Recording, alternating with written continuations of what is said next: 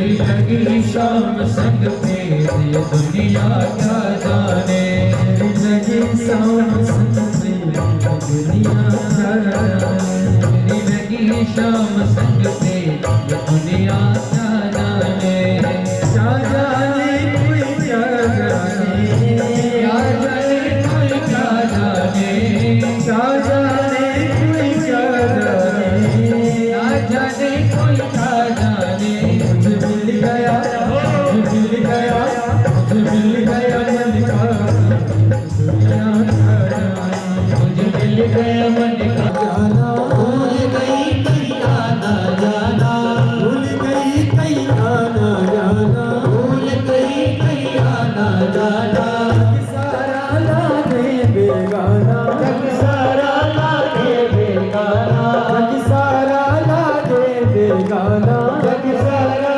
लागे बेगाना, अब तो केवल तू मिल जाना, मेरी लगी शाम संग तेरी दुनिया क्या जाने, ओ क्या जाने कोई क्या जाने, क्या जाने कोई क्या जाने, क्या जाने कोई क्या जाने, क्या जाने कोई क्या जाने, मुझे मिल गया मुझे मिल गया मुझे मिल गया मन का दुनिया क्या जाने, मुझे मिल गया मन का दुनिया क्या जाने।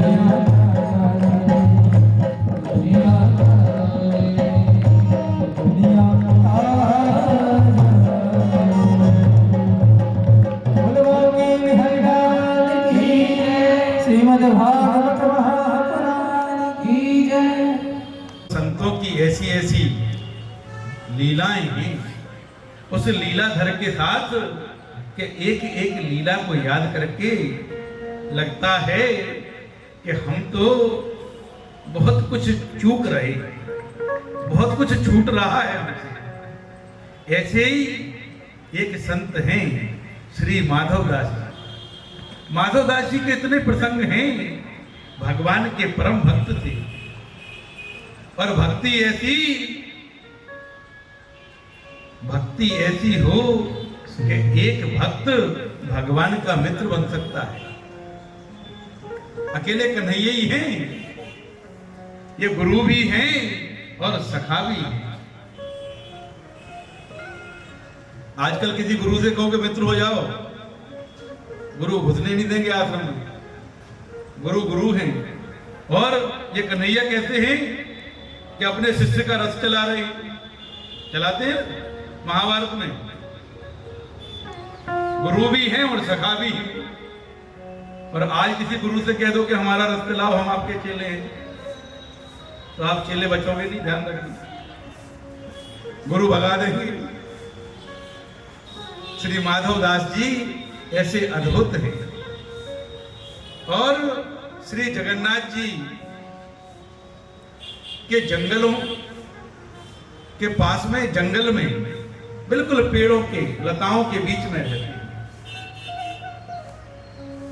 और भोजन भी कैसा करते हैं, जब सारे संत भोजन कर लेते हैं ना, तब निकलते हैं लताओं के बीच में से और उनकी झूठन को इकट्ठा करते हैं, संतों की झूठन को इकट्ठा करते हैं और ले जाते हैं और सबसे पहले भगवान का भोग लगाते हैं।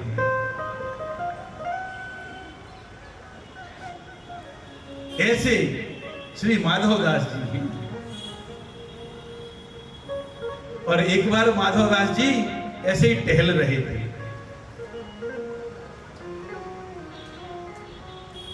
और टहलते टहलते अचानक कृष्ण कन्हैया आ गए साथ में ही टहलने लगे भगवान। और भगवान ने कहा, माधवदास जी ने देखा भगवान कुछ उदास लग रहे हैं। माधवदास जी ने क्या बात है भाई, उदास क्यों हूं? बोला अरे नहीं कुछ नहीं, मतलब क्या बताया तुम्हें? माधवदास जी ने कहा नहीं बताओ बात क्या है, क्यों आप उदास अच्छे थोड़े लगते हो? बोले अरे नहीं रहने दो, अब आपको बताने से फायदा भी क्या है। माधवदास जी ने कहा नहीं बताओ।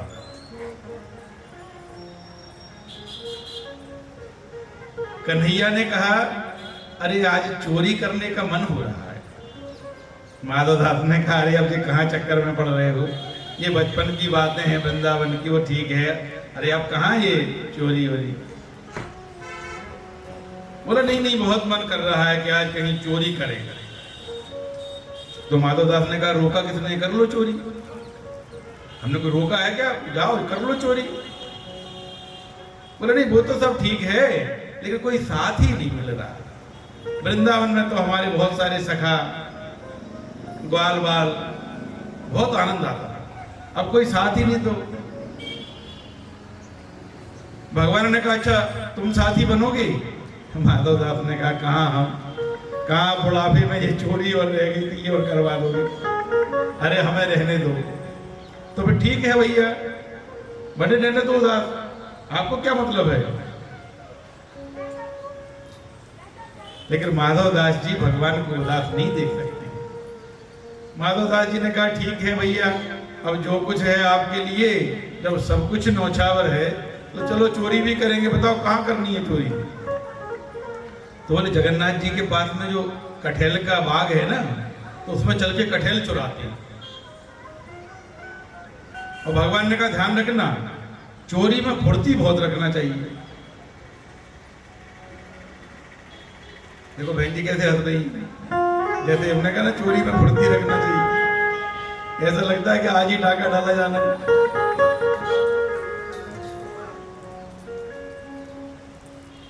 तो माधवदास ने कहा ठीक है भैया, और बागीचे में पहुंच गए।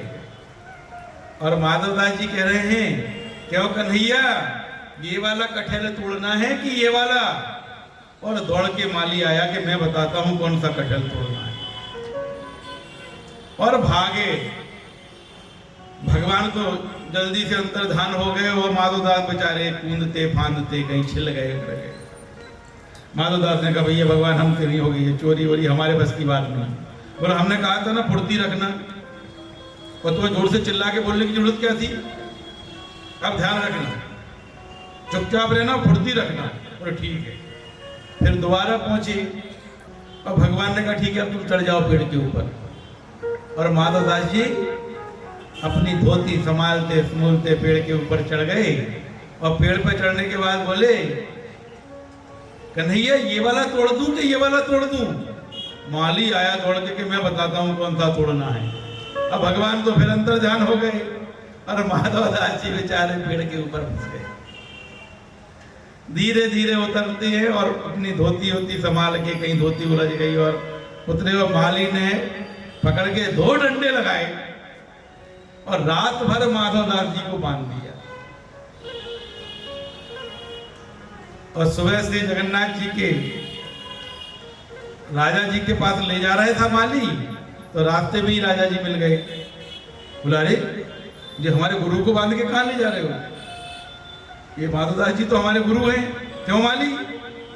माधवदास जी ने कहा इसका कोई दोष नहीं है, कर्म ही ऐसा किया, अब इसको छोड़ो, चलो घर पे आराम से बताएंगे। और जब माधवदास ने राजा को सारी बात बताई, राजा की आंखों से आंसू टप टप करके बहने लगे कि भक्ति में ऐसी शक्ति होना चाहिए कि परमात्मा जिसके सानिध्य के लिए आए। और जब वापस पहुंचे माधवदास जी और फिर रात को टहलने निकले तो कन्हैया फिर आ गए। कहो कैसी रही, हो गई चोरी? हाँ हो गई। बोले रात भर बंधे रहे और डंडे खाए सो अलग। और माधवदास जी कह रहे हैं अरे तुम तो भाग गए, अरे मैंने डंडे खाए रात भर बंधा रहा और पूरा कटहल का बाग तुम्हारे नाम करवा के लाया। आज भी वो कटहल का बाग श्री जगन्नाथ जी के नाम है। तो ऐसे भक्तों की अद्भुत कथाएं हैं, और कथाओं में कोई बहुत ज्यादा दिमाग लगाने की जरूरत नहीं है। ये तो दिल लगाने का मामला है, और दिमाग लगाओगे तो फिर हिसाब किताब शुरू हो जाएगा, और एक बार हिसाब किताब शुरू हुआ ना तो फिर ये रुकने वाला नहीं है।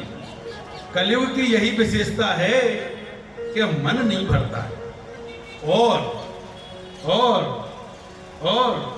हमारे बहुत सारे मित्र हैं, सब कुछ है, लेकिन मन नहीं भर रहा। लगता है बस थोड़ा सा और थोड़ा और मिल गया, और थोड़ा सा और जिंदगी निकल जाती है। अरे परमात्मा ने आपको सब कुछ दिया है। मनुष्य का जो जीवन दिया है ना, अरे आप राजा हो, राजा, और आप भिखारियों की तरह घूम रहे हो। आप परमात्मा का अंश हैं, और आप घूम कैसे रहे हो? भिखारियों की तरह। किसी से पूछो, अरे बड़े परेशान हैं, क्या बात है? कोई भी ऐसा नहीं मिलता। कोई समस्या बताओ, वो अपनी 4 समस्या लेके बैठा है पहले। और पैसे मांगने तो कभी मत जाना किसी से गलती से भी। आज की तारीख में आपने अगर किसी से मदद मांगने की कोशिश की तो आप ब्लैक लिस्टेड कर दी जाओगे।